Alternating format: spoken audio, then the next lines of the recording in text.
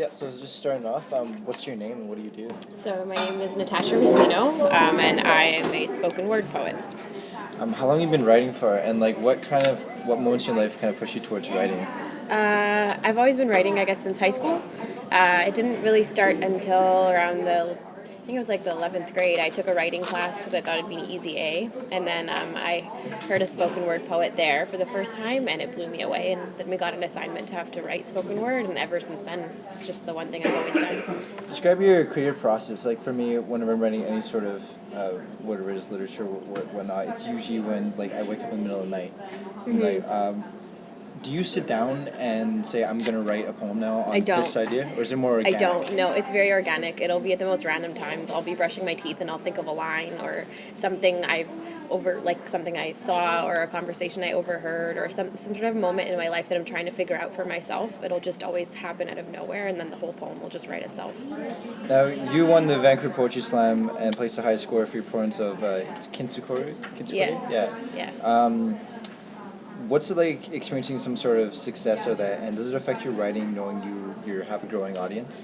I try not to let it affect my writing because I don't want to write for the sole purpose of winning things, because then I feel like it changes what my writing is about. So it's nice to see that people respond well to things that I'm sharing, because most of the time it's like personal stories. So to see that other people are going through the same things I'm going through is really great.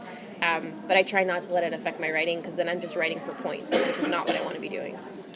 Now, what do you think is more important? Because slam poetry is an art that like requires a certain amount of delivery as well as writing. Mm-hmm. Which one do you think is more important in slam poetry? Delivery for sure. I've heard poets who have amazing lines or really beautiful things, but it's just they don't know how to perform it. I guess it just comes across as like really dull, or like they just don't have the emotion that is required to really do that, because it's a very, I don't know, it's a very emotional thing, I think. And sometimes if poets go up there, they can have really well written poems, but if there's no emotion behind it, I feel like something's missing. Now, before you go on hit the stage, before you jump in the spotlight, what sort of things are going through your mind? What kind of nerves do you have? Are you getting the butterflies? Describe what's going on. Yeah, I freak out a lot. A lot of the times I just feel like I want to throw up. It's pretty bad. I try not to think about it, but a lot of the time I just feel really sick. And then, but it all kind of goes away. Like the moment I get up there and I get my first line out, then it's just, I don't even know what happens. It just takes over and I forget. And it's just the biggest rush of adrenaline ever. And the second it's over, I want to do it all over again. So it's horrible in the beginning, and then the second I start, it's fine. So when you're done, when you exit the stage, are you feeling totally relaxed, totally satisfied? Yeah, it's this like, it's this really weird like euphoria, like you're in it and you're so wrapped up in what you're saying, and people get really into it, and then the moment it's over, you just kind of wish you could like go back and do it all over again. It's like a sense of relief, but at the same time you're almost sad that it's over. Where are you performing next, and like what kind of event is it? So I perform on Wednesday. It's the Women of the World Poetry Slam qualifiers. So the top 9 female-identified poets in all of the Lower Mainland have been invited to compete, and then whoever wins that slam gets sent to New Mexico for, I think it's in March, for the Women of the World Poetry Slam. So that's next. Then Thursday night is the Kwantlen Slam, so I'll be here. And then, there's a bunch of events coming up. There's like the Versus Festival, the Canadian Individual Poetry Slam. So there's a few coming up. Do you have any goals for this year in your slam poetry career? Honestly, to just be consistent. Just like keep getting my poetry out there and just perform as often as I can and keep writing.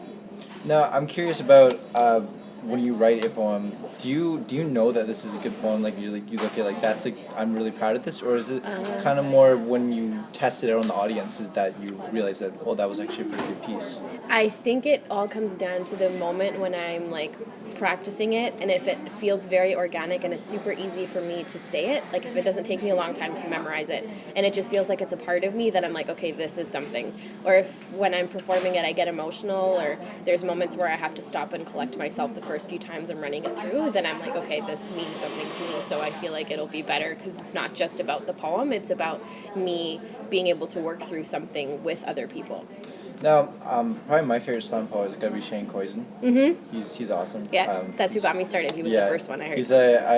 I listened to my favorite is Move Pen Move. by That's him. the one I heard in He's- high school, and it he's got me started. He's fantastic. Yeah, It's like he's just great. the emotion he puts out. You can tell that you can hear the struggles in his voice. Yeah. Do you have, like you just mentioned, obviously you like Shane Poison. Yes. Is there anyone else you look up to? Sarah Kay. Sarah Kay is probably like my favorite female spoken word poet. Definitely Shane Koizan. He's the one I heard when I was in high school, and it was Move Pen Move. And I'd never heard anyone be so transparent before. I thought that was beautiful. And then I just like binge watched all of his videos, and I was like, what is this? And I realized it was a thing, like spoken word was a thing. And yeah, he's great. And so I always buy all his books and go to his shows, and I've met him a few times. He's really nice. So yeah, I would say those two are just my favorite. What was Sarah Kay? Could you give a little bit of background on her? I'm unfamiliar with her. She's from New York, and a lot of her poetry is. I honestly feel like she's like the female version of Shane Koizan a little bit, but she has this like perfect poet voice too. Like she's just very calming. Like she's not one of those very intense poets that will like yell or like talk really quickly. She just has this beautiful way of just being very fluid in her poems, I think. So I like that side of her because I feel like I want to kind of transition more into things like that. So I feel like I really appreciate her poetry because it's different for me. Well, that's all the questions I actually have. You Okay. answered them very well. Thank you. Very intelligent. Thank you. Thanks. That's a wrap. Yeah. Anything else you want to add? No, I don't think so. You guys covered it all, I think.